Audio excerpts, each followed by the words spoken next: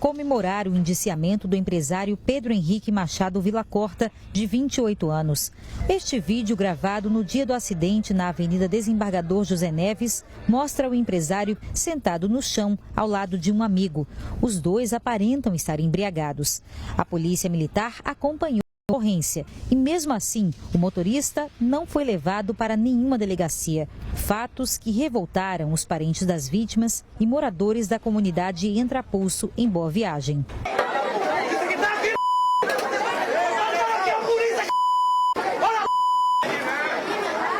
Uma terceira pessoa que estava no carro foi esta mulher de vestido branco, que aparece nas mesmas imagens beijando um homem ao lado do corpo de uma das vítimas do acidente.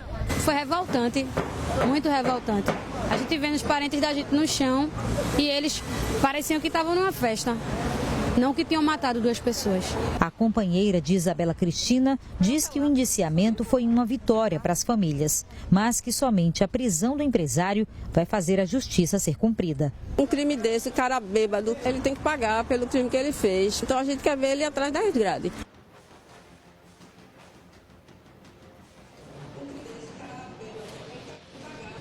E a gente agora fala ao vivo aqui da sede do DEPATRI, que é o Departamento de Repressão aos Crimes Patrimoniais, onde foi apresentada a conclusão do inquérito depois de 100 dias desse acidente. O empresário Pedro Henrique Machado Villacorta, de 28 anos, foi indiciado por duplo homicídio doloso. Vai responder por esse crime. Foram mais de 20 pessoas ouvidas ao longo dessas investigações, conduzidas pelo delegado Nilson Mota, que está aqui ao meu lado. Delegado, boa tarde. O que é que significa esse entendimento de um homicídio, no caso, como foram duas vítimas, de um duplo homicídio doloso? Nós estamos concluindo o inquérito policial e apresentando o resultado de todos os nossos trabalhos de investigação. Terminamos por indiciar o Pedro Henrique pela prática de um homicídio decorrente de dolo eventual em acidente de trânsito. Ele vitimou duas pessoas, foram a óbitos, uma delas no local e a outra, apesar do socorro que lhe foi prestado, veio a falecer no Hospital da Restauração. Mas é o entendimento tanto que ele realmente assumiu a culpa de que ele foi o culpado de fato. Exato. O dolo eventual se deu em razão dele ser conhecedor do risco, né, que havia de provocar o acidente, de provocar a morte, ao estar embriagado, ao dirigir em excesso de velocidade, numa curva. E outros fatos também que foram trazidos à tona no inquérito, que motivou esse indiciamento e essa tipificação. A tipificação e o indiciamento foram corroborados pelo Ministério Público e pelo Judiciário, tanto é que o inquérito já se encontra na primeira vara do júri da capital. O senhor chegou a pedir a prisão dele no dia 18 de agosto, pedido que foi negado à Justiça. Exato. Nós representamos acerca da prisão preventiva. O entendimento ministerial, e foi acompanhado pelo juiz, foi de que não era o momento ainda de se realizar aquela medida excepcional. E o inquérito voltou, nós fortalecemos com novas provas, com novas perícias, com mais testemunhas e remetemos à Justiça. Agora ele pode ser preso? É o Ministério Público quem faz esse pedido? Vai caber à Justiça fazer essa análise e adotar as providências que o magistrado entender. Foram mais de 20 pessoas, 26 testemunhas ouvidas, entre elas as pessoas que estavam com o Pedro Henrique Villacorta. O senhor divulgou, inclusive, quem eram essas pessoas, né? Tarsila Rocha, de 24 anos, a amiga, o Juan Vitor Oliveira, também de 24 anos, amigos dele, além de uma terceira pessoa que aparece na cena do acidente, que a gente mostrou as imagens há pouco, abraçando a Tarsila, o namorado, um ficante dela, um espanhol, Ángel David Jimenez Barral. O que é que eles falaram? Eles perceberam que o Pedro Henrique estava embriagado, eles tentaram evitar, ou poderiam ter evitado que essa tragédia acontecesse? O Juan e a Tarsila eram ocupantes realmente do veículo, enquanto que o espanhol ele chegou depois. Ao saber do acidente, ele se dirigiu ao local por ser ex-namorado de Tarsila, onde deu apoio à mesma.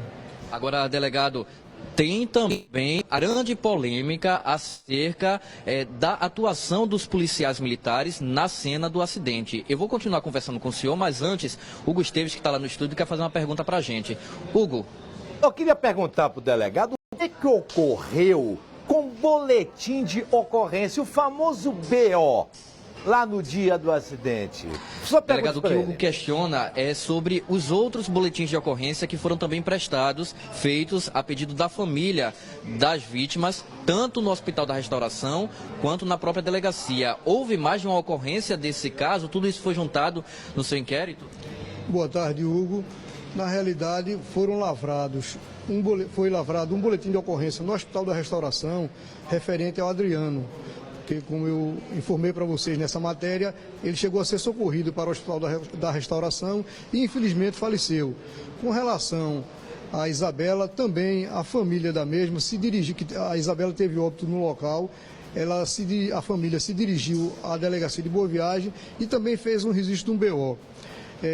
Afora esses dois registros, nós temos também os documentos que foram lavrados pelos policiais militares que estavam envolvidos na ocorrência. Então, tudo foi juntado e trazido ao inquérito policial, onde se encontra anexado. Já que o senhor falou dos policiais militares, vamos entrar agora nessa polêmica acerca da atuação, do trabalho da Polícia Militar lá no local do acidente. O senhor também investigou quem foi que deu a ordem para que o Pedro Henrique Machado Villacorta saísse, deixasse o local, fosse para o hospital. Depois ele acabou sendo liberado do hospital, sem estar custodiado, foi para casa, não ficou preso nem um dia. O senhor chegou ao nome do sargento José Ricardo do Nascimento, de 40 anos, que é quem, digamos, coordenava esse contato com os policiais militares que estavam na rua, isso tudo via rádio no CIODES. Ele fez isso de forma intencional? Ele tentou beneficiar o empresário? Exato. Causou estranheza na investigação o fato do Pedro Henrique não ter sido apresentado de imediato à delegacia de polícia, à autoridade policial, onde seria lavrado o competente auto de prisão em flagrante. Isso é uma coisa comum, é praxe, inclusive por disposição legal.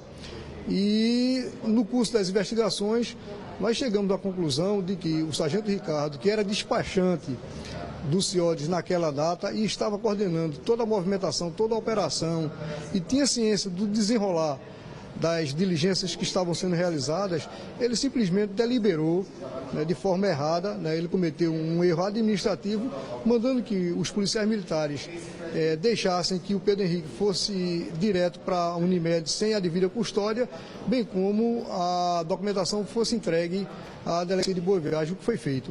Ok, delegado, muito obrigado pela entrevista, parabéns pelo trabalho de investigação. Só reforçando, o sargento, ele não vai responder por nenhum crime, não foi configurado nenhum crime, mas existe uma sindicância instalada na Corregedoria da Secretaria de Defesa Social que apura essa atuação dele se houve alguma falha. Por nota, a Corregedoria da SDS informou que essa sindicância está na fase de conclusão, aguardando alegações finais das partes, defesa e acusação, para se chegar ao resultado. A gente vai continuar aqui na delegacia porque, como eu falei há pouco, a família acompanhou toda essa divulgação da conclusão do inquérito e daqui a pouco a gente volta para ouvir o que é que a família tem a dizer acerca do caso.